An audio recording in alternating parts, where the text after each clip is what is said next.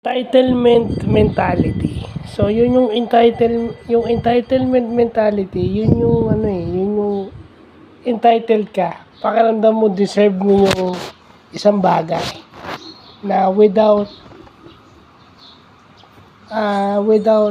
sweating out or hindi ka man lang nag-e-effort.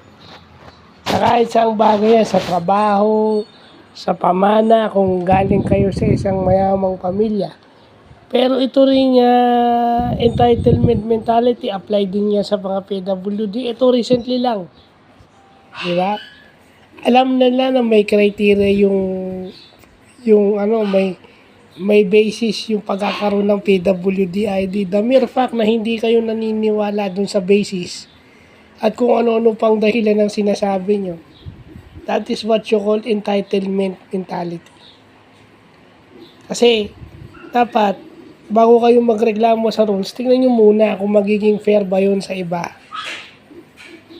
Kasi baka iniisip nyo lang sarili nyo. Diba? Tapos diba? Isipin nyo yung iba. Parate. Hindi yung sa inyo lang. Lalo na kung yung nakukuha nyong libre, kaya nyo naman palang bayaran. Di ba? Tulad nitong libreng sine.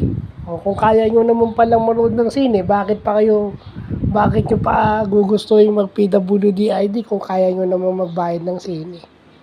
Although kung ang dahilan nyo lang leisure, dapat may pera kayo for luho. So, yun lang pa.